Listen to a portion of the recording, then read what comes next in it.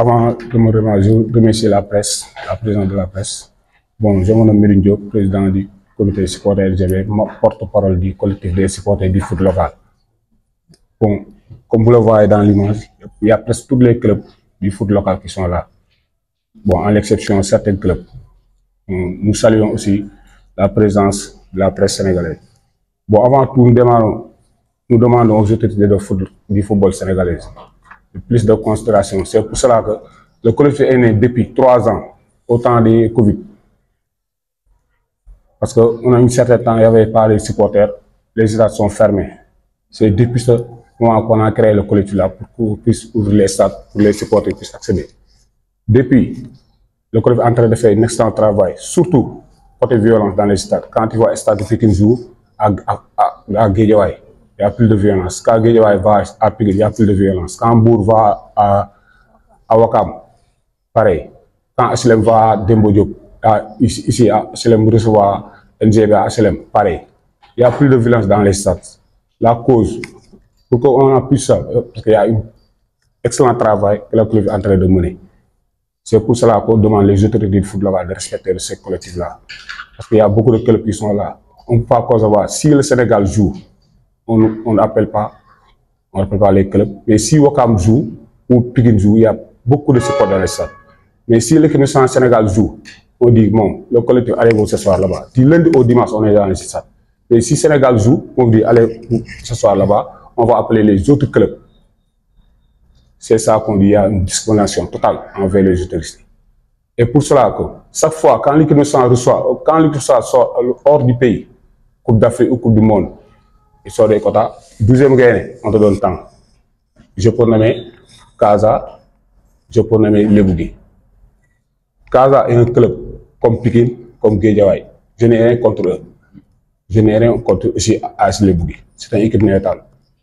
Mais pour cela, il faut que RSF est là, HLM est là, Guédiawaye est là, il y a tous les clubs, Stade Doubou est là. Mais pourquoi pas, quand le Sénégal joue, on donne quota à les Casa, Lebougui, 12e gagné. Notre avis, nous, quand le Sénégal joue, il y a une seule organisation que la fédération, que le ministère doit donner quota, c'est le 12e gagné. Quand il donne 12e gagné quota, ASC Lebougui, allez là-bas, NGB va là-bas, Pikine. On va départager les quotas. Mais quand le Sénégal joue, on donne 12e gagné, Casa, Lebougui. Mais où sont les autres?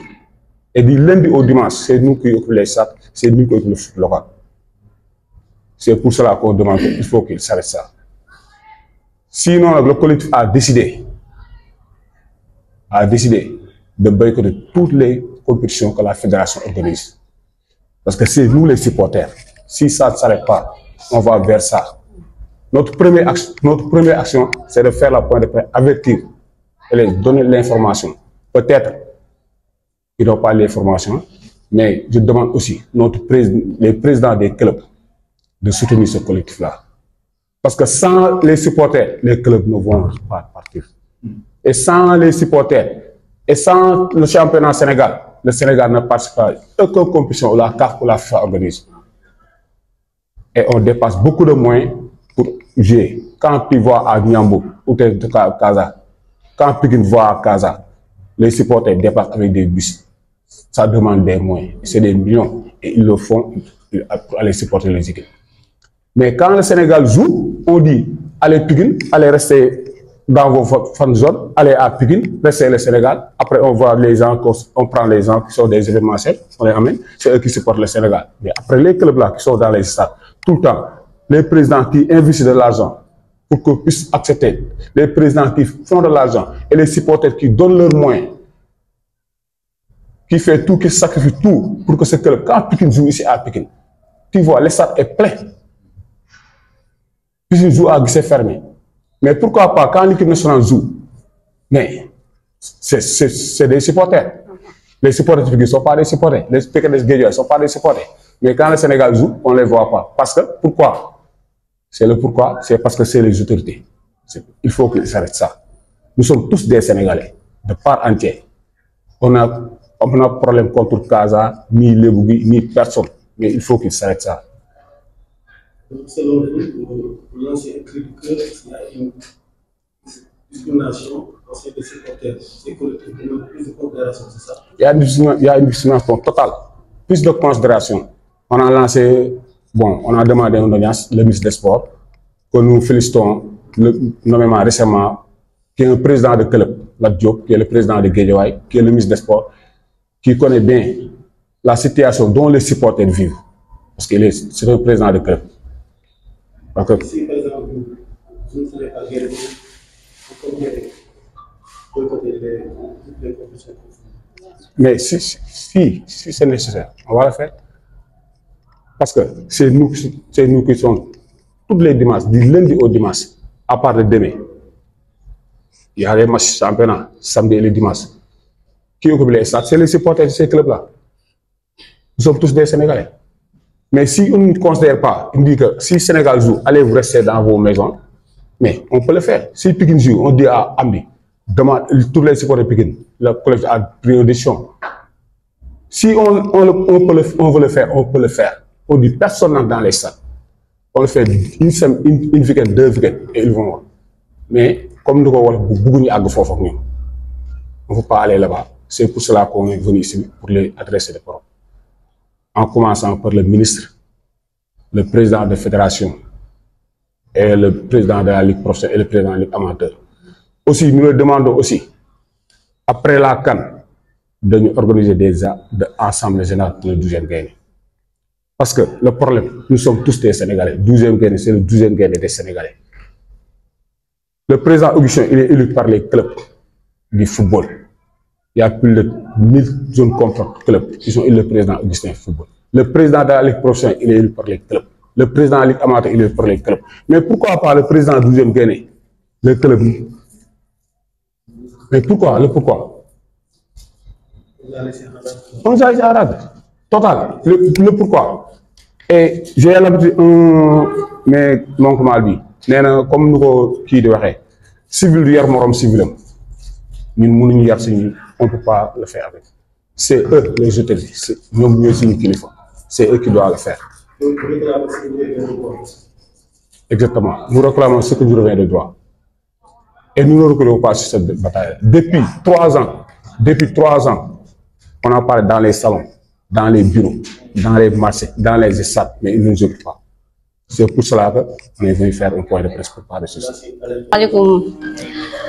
Ñu ngi leen di nuyu ku si nekk turam ak santam di leen jaajëfal maa ngi tudd Thiat Sarr nekk présidente supporter wu RS Yoff tey moo nekk membre du collectif ñu woo leen fi nga xamante ne moom mooy stade Pikine remercier ñi nga xamante ne ñoo fi nekk ñëpp sama naataango yeneen équipe yi ku si mel ni Pikine mi ñu dalal fii ak ñi nga xamante ne moom mooy Guédiawaye waa Rufisque waa Yoff ñu àndal waa Oslo Sonacos su ma limee daal damay juum ñu ngi leen di jaajëfal lu bare bare di wax comme ni ko sama naataangoom bi waxee muy le président Medoune li ñu tax a jóg lenn kese la mais moo am xeex loo xamante ne ñun ñoo ko moom ñun supporter parce que comme ni mu ko waxee si ay kàddoom buñ ne football Sénégal supporter dañ ci am doole parce que da nga doon dem au début nawetaan la ñëpp la nit ñi gënoon favoriser sax que championnat bi tey bu ñu demee bay gis Pikine Guédiawaye di jouer stade Pikine wala Guédiawaye muy fees del kon dañ ciy sant yàlla bu baax a baax a baax nga xam ne du am violence bu njëkkoon dañ daa am xeex daa rayante xeex ay mort di ci am léegi nag ñu ngi jouer normalement comme ni ñu ko waxee rek ci fair play ndax collectif bi juddoom yàggul mais defe naa ne am na lu am solo loo xamante ne dox na ko si diggante club yi dinañ jouer tey ba match bi jeex du am xeex du am xuloo di si remercier président yëpp nga xamante ne tey suñu ak suñu yellof bi nga xamante ne moom lañ bëgg tey ji nit ñi jox ñu ko muy maanaam bu club yi di jouer ñu xam ne club yi ñooy jouer tey bu Sénégal di jouer nag ñu xam ne nag Sénégal gépp la ñu bañ a am discrimination si benn équipe kii di NGB kii di RS Yoff kii di Pikine di Guédiawaye ak beneen club yëpp Sénégal lañ dëkkuñu Mali dëkkuñu Guinée Sénégal lañu wax kon donc bu Sénégal di jouer benn moo am muy 12e Gaïndé te ñun ñëpp dañ see war a santé suñu bopp. ndax yéen da ngeen bëgg a participer ci CAN bi loo xam 12e Gaïndé ah mais bien sûr pourquoi pas parce que ñun ñëpp tamit supporter moo ñu intéressé ndax ku si nekk si ñun ñi fa nga nekk fa nga dëkk leader nga fa te pourtant yaa ngi yor sa liggéey de bu liggéey jotee da ngay dem liggéey mais bu supporter jotee da ngay jël mboo liggéey bi teg ko ne jël mboo supporter bi porté wu ko combat match ni joueur yi di jouer 90 minutes si terrain bi supporter noonu la ñuy supporter 90 minutes yëpp mu jeex mu neex leen mu naqaril leen mu am bànneex mu am naqar yëpp dañ koy supporter. doolee jën ndox la te ñun doolee Sénégal supporter la 12e Gaïndé ñu dañ see sentir suñu bopp parce que ñun membre lañ 12e Gaïndé te fii ñi fi nekk ñëpp ay membre lañ biir 12e Gaïndé mais dañ see gën a bëgg sentiraat suñu bopp club bu nekk am représentant si biir 12e Gaïndé te loolu defe naa le président Issa Laye Diop du ko bañ keneen ak keneen du ko bañ ñu lancé tamit autorité yi ñu xam ne ñu ni neen lañ ñu dëkkuñu feneen comme ni nga koy waxee Sénégal lañ dëkk donc bu Sénégal xewlee ñun ñëppay ànd manko bokk ndey bokk baay di dem ak li nga xamante ne moom mooy manko wuti ndam li ñu faskee ne nag wax ak autorité yi nga xamante ne ñoom ñoo ñu jiite si mel ni président fédération monsieur Augustin di ko jaajëfal bu baax ak ki nga xamante ne moom mooy président Doudou Wade ak Djibril Wade ak ki nga xamante ne moom mooy Abdoulaye Sow ak ki nga xamante ne moom mooy suñu ministre des sports aussi ñu di leen ñaax di leen ñaan aussi ñu woo ñi nga xamante ne moom mooy collectif bi parce que collectif bi dafa am doole te tamit buñ ne dañuy décider ne dem ci yenn yi rek duñ si sax bëgg a àgg ak ñoom mais nag dañoo bëgg lu mu gaaw ñu gaaw recevoir ñi nga xamante ne moom mooy collectif bi ñu waxtaan ak ñoom si njëkk ak si teraanga ñu jox ñu li ñu moom ñun tamit ñu jox leen ñi nga xamante ne ñoom moom lañ moom di jaajëfal ñëpp comme ni ko waxee Thiat Sarr bu RS Yoff merci beaucoup. di wax collectif bi judd na ça fait 3 ans mu ngi judd au temps de Covid bi boobu ñu ngi tëjoo stade ne benn supporter dugg stade si lañu waxtaan ne nañu ubbi stade parce que bu ñuy def football sans spectacle te spectacle supporter yi ñoo koy def mais dafa mel ni suñu autorités yi ñoom dañuy yemale si football local bi donc yéen yem leen seen championnat Pikine bu dee football waa Pikine dem Guédiawaye bu dee football waa Guédiawaye dem RSO bu dee football Oslo bu dee football ñeneen dem Ñambur noonu HLM noonu mais ñu ne nag ñun ñooy nekk stade du lundi au dimanche te kenn mënul def football sans supporter lan moo tax léegi supporters yooyu bu Sénégal xewlee duñ leen woo dañuy jël ñenn si ñoom woo 12e Gaïndé jox ko woo Lebougui jox ko woo Allez Casa jox ko Allez Casa club la comme AS Pikine club la comme AS Jaraaf club la comme AS HLM club la comme RS Yoff club la comme club yëpp lu ñuy dépasse la club yooyu dépassé lu ñuy football la club yooyu di football tey nag mu ñu considéré bu Sénégal xewlee ñu jël jox quota club yooyu ñuy jox bay jox club boo xam équipe nawetaan la kon tey bu ñu bàyyee club yooyu dem bay jox équipe nawetaan lan la ñuy wax supporter saa bu Pikine di jouer ñeel stade Pikine bi gisee ferme lay jouer kan moo leen dàq supporter Guédiawaye de même boo demee Yoff de même Ñambur de même Sonacos de même stade de Mbour de même club yi dañuy supporter kenn dàqu leen supporter kenn dàqu mais fekkee supporter la ñuy wax di feese stade bi ñoom la preuve ne Guédiawaye Pikine jeune stade Abdoulaye Wade stade fees del te ñaari club dong la de waa léegi club yooyu bu ñu booloo nag ñu ne Sénégal mooy jouer kon gisee fermé la ñuy jouer mais foog ñu considérer club yooyu si loolu lañ leen di woo ñu wax autorité dañ ñu gën a respecté di wax tam le ministre des sports demandé nañ ko audience bind nañ ko dugal nañ lettre ñu ngi koy déglu di wax le président fédération Augustin le président de la ligue professionnelle Djibril Wade le président ligue amateur Abdoulaye Sow ñoom ñooy suñu interlocuteur parce que ñun 12e Gaïndé la ñuy wax ñun football la ñuy def certes ñu ngi naan ñu 12e Gaïndé yemul si football de mais bu ñu nee 11 jours le 12e mooy supporter bi kon football rek moo sport boo xamante 11 la ñuy utiliser 12e bi mooy supporter bi foofu la 12e Gaïndé jógee kon ñun football la ñuy wax loolu la ñu maîtrise loolu la ñuy wax dañ leen demander après la CAN nañ ñu jàppale ñu organiser ensemble général bu 12e Gaïndé.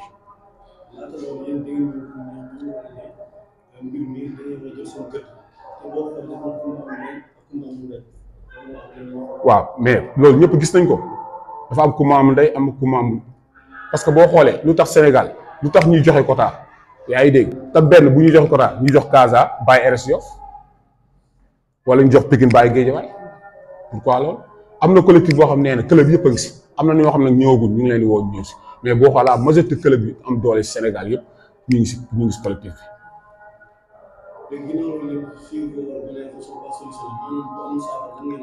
bon lu amul saafara lu ñu nar wax nañ ko benn bu ma leen ci wax mooy bëgg nañ fi def weekend semaine ñaari weekend yoo xamante ni supporters yëpp ay boycott stade du ñu dem comme dañuy yemale ñi comme que ñoom dañoo bëggum ñun di wax football te ñu football bi lañ ñam bu ko fekkee ñoom mën nañ def football sans spectacle ñu bàyyi leen ne football bi ñu dem toog 2 semaines yoo xamante ni benn supporter dem si stade yi bu waa Pikine bu ñu ko bëggee def mën nañ ko def waaye rek Yoff waa keneen ma mais loolu ay plan d'action loo xam ne nar nañ ko mais bëgguñu àgg foofu ak ñoom moo tax ñu alerté suñu président itam dañ leen di woo parce que ñoom ñu xam nañ ñuy daj ñoom ñu ngi si football bi ñu ñuy soutenir parce que tey ñoom ñooy dépassé xaalis football bi seen supporters yi ñooy dem si stade bi supporter kon nag bu Sénégal xewlee war nañ mën a considérer supporters yooyu ñun bañuñu bu ñuy jox nañu jox 12e gaynde 12e gaynde woo club bu ne jox leen ba pare bu ñu paree si loolu ñu organiser 12e gaynde club yëpp sant seen bopp parce que mënuñu concevoir waxoon naa ko si benn émission gars yi ñu ngi omelette rek te toj ñu nen waaj ni ma nan lañu omelette te toj nen ma ne ko dañuy jël pousse rek bëtt nen bi rek sotti ndox mi di nga am omelette de mais zone bi génnul zone bi pour mu génn club yi ñoo koy def ndax ñooy nekk stade ñooy supporter ñooy def lu ne benn club rek feesal na stade Me Abdoulaye Wade kon nag nañ considérer club bi nañ jox club bi seen gëdd am na fu ñu jëm nag te bëgguñu fa àgg ak ñoom.